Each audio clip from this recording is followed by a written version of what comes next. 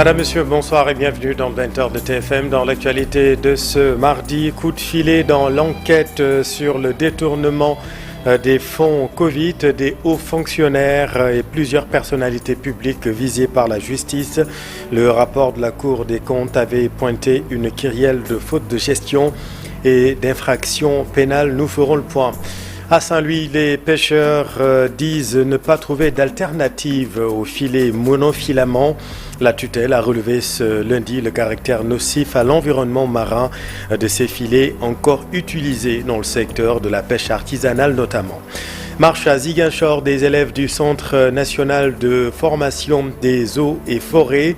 Ils demandent de meilleures conditions d'études et leur insertion dans la fonction publique. Voilà pour le sommaire et tout de suite le développement.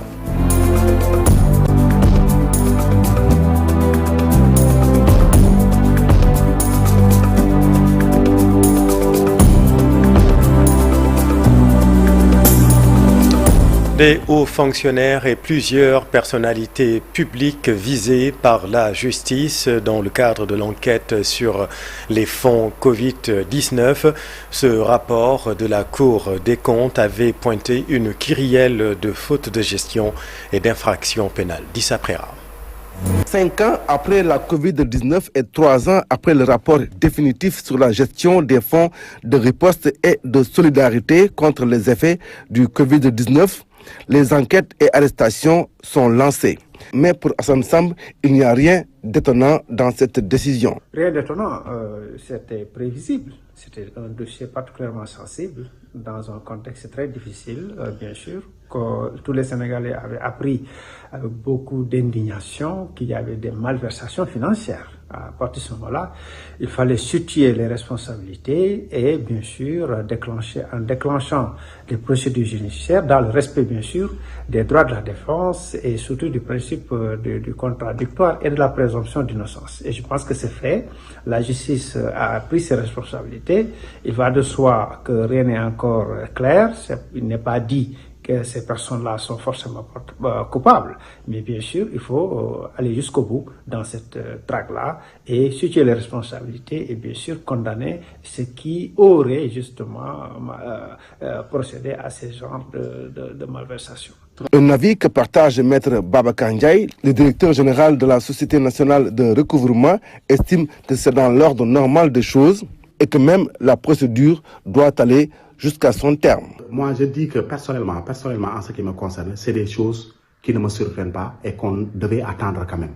Parce que aussi tout le monde connaît la situation que le Sénégal a eu à traverser lors du Covid-19. Beaucoup de personnes ont perdu leur vie, faute d'assistance.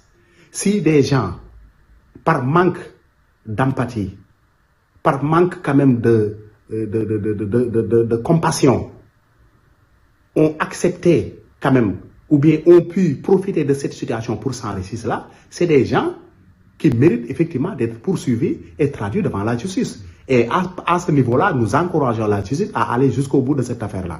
Une procédure qui avait pris du temps avant d'être lancée, ce qui a fait penser à certains observateurs que le rythme ne serait pas assez rapide. Mais pour le journaliste, il fallait que la justice prenne tout son temps pour faire le travail correctement. Bon, on peut le penser parce qu'il faut faire attention quand même au délai et des prescriptions, voilà, mais excusez-moi. Alors cela dit, effectivement, on peut penser que c'était lent, mais il fallait justement que la justice se fasse selon les normes de respect de la présomption d'innocence et tout. Et bien sûr, situer les responsabilités à temps. Donc véritablement, je pense que c'est fait. Et bien sûr, les procédures vont se poursuivre. Lancé il y a quelques jours, c'est hier que l'on a noté une première grosse vague d'arrestations de plusieurs personnalités issues de divers milieux. Tous sont auditionnés par la division des investigations criminelles et certains sont actuellement en garde à vue. Et ces convocations se poursuivent, Dissa, et ces événements se déroulent dans la foulée de la demande de célérité dans le traitement des dossiers judiciaires par le Premier ministre Ousmane Sonko et de l'annonce de la pression légitime du peuple sur la justice selon le président de la République Bassirou Diomaye Faye. Désormais, tolérance zéro dans la politique pénale, affirme le Premier ministre hier à l'hémicycle. Le commentaire de Daniel Diouf. Tolérance zéro entre nécessité de justice et risque de dérive. Devant les représentants du peuple, le chef du gouvernement a vigoureusement fait un rappel allant dans le sens de ce qu'il qualifie de diffusion de fausses nouvelles et d'attaque au nom de la politique, soutenant fermement que la politique pénale dans ce pays sera désormais zéro tolérance en la matière. Comme qui dirait qu'il n'y a jamais eu de pratiques condamnables sous le régime précédent. Et pourtant, des attitudes regrettables ont fusé dans ce pays. Des attaques contre des institutions, des dignitaires, par exemple. Le slogan Gatsa Gatsa, institué en slogan de guerrier, symbole d'une défiance radicale, la puissance publique torpillée. L'on aura même jeté l'opprobre sur un ministre de la République, accusé publiquement de détournement de deniers publics, et jusqu'ici sans preuve. Ça aussi, c'est peut-être au nom de la politique, non. On s'en souvient encore, pas de quoi céder à l'amnésie. Que dire de l'application de la loi pénale? Elle a toujours existé, englobant même la calomnie à dessein, surtout pour détruire. Jusqu'ici, rien de nouveau sous le soleil. Ou alors, la seule nouveauté du jour reste le rappel à l'ordre teinté de menaces. Le rappel à l'ordre, un fait nécessaire, certes, mais il faut surtout souhaiter que la politique pénale zéro tolérance soit appliquée de manière équitable, qu'elle respecte les libertés fondamentales. Et donc, la lutte contre la désinformation et les attaques politiques comme par le passé devrait désormais être menée dans le respect des droits et des libertés, pour ainsi renforcer la démocratie sénégalaise et répondre aux aspirations légitimes du peuple dans des domaines aussi importants que l'emploi, la santé, l'éducation, la vie chère. Si la charge pèse très lourd, la démission reste toujours une pratique légale. Et dans Soir d'Info, tout à l'heure, on parle de l'emballement de la machine judiciaire avec Maître Amadou Alikane, avocat, et le professeur Goud Mboup, enseignant-chercheur à l'université Cheikh Anta Diop est proche du parti présidentiel. L'autre grand titre de cette édition à Saint-Louis, les pêcheurs disent ne pas trouver d'alternative aux filets monofilaments. La tutelle, vous le savez, a relevé le caractère nocif à l'environnement marin de ces filets encore utilisés largement dans le secteur de la pêche artisanale, comme à Saint-Louis dans ce reportage de Ousseynou Diop à Bibsec. Les pêcheurs de Saint-Louis sont très remontés contre le ministre de la Pêche après sa sortie à l'Assemblée nationale. L'Assemblée nationale est une institution. Nous pratiquons ici la pêche, mais pas avec les filets monofilaments. Nous pratiquons les scènes tournantes. C'est vraiment différent des monofilaments. Donc elle n'a pas dit la vérité aux Sénégalais. Et sur les 700 km de côte, tous les pêcheurs pratiquent la même chose. Les Mauritaniens peuvent même arrêter les licences de pêche à cause de sa déclaration. Ces pêcheurs du quartier de Gendar se sont rassemblés au quai de pêche pour tirer sur le ministre de tutelle. Le ministre de la Pêche a dit hier à l'Assemblée nationale que les filets monofilaments détruisent la mer et ils polluent notre environnement. Nous voulons dire ici que ce n'est pas vrai. Les pêcheurs de Saint-Louis sont très intelligents et ils sont un peu partout dans le monde. Donc on ne peut pas utiliser des filets pour polluer l'environnement. Selon eux, le ministre Fatou Diouf ignore complètement les types de filets de pêche utilisés par les pêcheurs. Maintenant, si vous venez en tant que ministre, au lieu d'apaiser, au lieu d'appeler toute la famille autour d'une table, au lieu de pacifier le secteur, c'est vous qui jetez de l'huile dans le feu, et ça pose problème. En tout cas, nous interpellons en réalité le président de la République. Vraiment, nous interpellons au premier chef, le président de la République, pour que ces choses-là, cela ne se reproduise plus. Pour les pêcheurs de la langue de Barbarie, les moteurs ont été bien subventionnés par l'ancien régime, contrairement à la réponse politique servie par le ministre de la Pêche. Les pêcheurs de Saint-Louis sont très remontés et n'excluent pas de descendre dans la rue pour réclamer le départ du ministre de la Pêche. Dans le cadre de l'élaboration d'une nouvelle feuille de route, un atelier consultatif national sur les aires marines protégées du Sénégal a été tenu ce mardi à Dakar. Plusieurs acteurs ont participé à cet atelier qui a été l'occasion pour le directeur du cabinet du ministère de l'Environnement et le directeur des aires marines protégées de revenir sur les défis liés au plan organisationnel et réglementaire pour renforcer l'économie bleue. Voici Mamadou Goujabi avec Habib Faye. À ces agressions des écosystèmes marins s'ajoute la découverte récente d'importants gisements de gaz et de pétrole au Sénégal, dont l'exploitation constitue une opportunité économique, mais présente également des risques réels pour la gestion et la conservation des ressources halieutiques. Au Sénégal, la création accentuée d'aires marines protégées, le colonel Ndiaye l'a rappelé tout à l'heure, leur nombre et leur répartition au niveau national, et d'autres études similaires telles que les zones de pêche protégées, les aires marines, les aires et territoires du patrimoine autochtone et communautaire APAC, et les zones d'immersion de récifs artificiels ZIRA incarnent cette volonté politique concertée de réduire, de minimiser ou de supprimer les menaces qui pèsent sur notre écosystème aquatique. Partons maintenant à Ziguinchor, marche des élèves du Centre national de formation des eaux et forêts. Ils demandent de meilleures conditions d'études et leur insertion dans la fonction publique. Boubacar Diassi. Fonctionnaires du Centre national de formation des techniciens des eaux et forêts, arborant des brassards rouges, organisent ce rassemblement dans la cour de leur établissement. Ils ont ensuite battu le macadam sur une courte distance. Voici leur préoccupation. Depuis plusieurs années, les sortants du Centre national de formation des techniciens des eaux, forêts, saches et parcs nationaux font face à une situation précaire due à l'absence d'un mécanisme d'insertion systématique dans le service public. Malgré leur formation spécialisée et leur engagement pour la préservation de l'environnement, nombre d'entre eux restent sans emploi, compromettant ainsi leur avenir professionnel. Et d'ajouter ceci.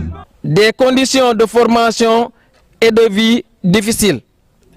Le centre, dans son statut actuel, peine à offrir les conditions d'apprentissage et d'hébergement adéquates aux étudiants. Ces manifestants ont décrété un mot d'ordre de suspension des cours jusqu'à nouvel ordre.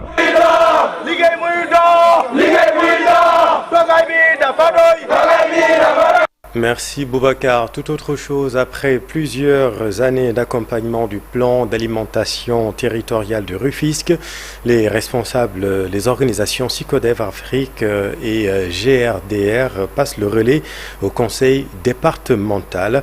Une rencontre a été organisée pour marquer ce moment. Voyons tout cela avec Abdou Diouf Diagne et Ahmadou Bambassamb. Parce que nous avons vu que le président Diomaye Faye même, il l'a dit que le référentiel c'est notre boussole. Donc les pôles aussi, ils sont au cœur de ce référentiel.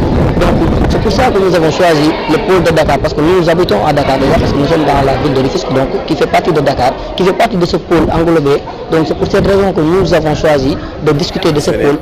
Ce n'est pas du tout le bon élément, nous y reviendrons dans nos prochaines éditions. Le conseil départemental de Kaolack et celui de Cossesna en Italie ont signé une convention de partenariat qui vise à faire de Kaolack un département écologiquement résilient et économiquement prospère. Voyons tout cela avec Ousmane Dem. Les yeux, mais près du cœur. Nos compatriotes vivant en Italie viennent de démontrer leur ambition pour le développement de leur terroir. Si on a pu obtenir ce partenariat, Certes, c'est le fruit de la volonté affirmée de nos trois institutions respectives que je viens de citer, mais il est aussi le fruit du travail de nos compatriotes sénégalais vivant à Kosensa, qui, à l'image de leur président Ibrahima Diop et de leur secrétaire général Talla Diakhoumpa, ici présent, ont été les artisans de ce rapprochement. Les équipes techniques des deux pays ont mené un travail sans relâche pour la réalisation de ce projet. Nous n'oublions pas le travail abattu par nos équipes administratives respectives. Je veux parler du conseil départemental de Kosensa et du conseil départemental de Kaolack de la province de Kosensa, qui de concert et sans relâche ont travaillé à la rédaction de l'accord que nous devons paraffer aujourd'hui. Il s'agit justement d'un projet qui va révolutionner le département de Kaolack dans plusieurs domaines. Le conseil départemental de Kaolack entend mettre en œuvre la vision qu'il nous apporte à la tête de cette institution, c'est-à-dire faire de Kaolack un département écologiquement résilient, économiquement prospère, mais socialement épanoui. C'est la raison pour laquelle, Inch'Allah, avec ce partenariat, on va œuvrer dans le domaine social, dans le domaine économique et dans le domaine environnemental. Rendre ce partenariat fécond au bénéfice de tous, c'est le souhait de la partie sénégalaise et italienne. Religion prévue du 26 avril au 5 mai prochain, l'édition 2025 du Daka de Médina Gounass se prépare activement dans la région de Kolda. Une réunion des membres du comité régional de développement s'est penchée sur les préparatifs. Abdoulaye Diallo. Le 2025 du Daka de Médina Gounass est prévu du 26 avril au 5 mai prochain. Les membres du comité régional de développement ont été convoqués à une réunion relative aux préparatifs du Daka. Moustapha Ndiaye, gouverneur de la région de Kolda, a présidé la dite réunion. C'est vrai, on a tenu ce jour à Kolda la réunion du comité régional de développement spécial consacrée à la préparation de l'organisation du Daka de Médina Gounass, qui va se tenir cette année du 26 avril au 5 mai. La réunion avait pour objectif de recueillir l'expression des besoins formulés par le comité d'organisation chargé de l'organisation du Daka et d'apporter en tout cas des réponses à leurs requêtes et sollicitations. Ce qui a été fait par l'ensemble des chefs de service sollicités et impliqués dans la bonne organisation de ce Daka. Et comme point saillant, nous pouvons dire que l'administration territoriale, l'administration déconcentrée régionale est fin prête pour apporter son concours dans la mesure des moyens disponibles et mis à sa disposition. L'ensemble des chefs de services régionaux, à la suite des services départementaux et même des services locaux, se sont mobilisés et se tiennent prêts à apporter leur concours. Les membres du Dental Daka étaient également présents sur les lieux. En fait, nous remercions l'autorité locale, le gouverneur et tous les chefs de service pour avoir assisté à ce CRD que nous avons tant attendu. Maintenant, aujourd'hui, nous sommes rassurés. Tout ce que nous avons entendu ici nous rassure, d'autant plus que certains services ont commencé le travail. Une bonne partie des pèlerins du Daka est composée des personnes du troisième âge. C'est pourquoi des questions relatives à la santé des fidèles musulmans dans ces lieux de retraite spirituelle ont été également abordées. C'est la fin de cette édition. Je vous retrouve dans un tout petit instant pour Soir d'Info. La suite, à tout de suite.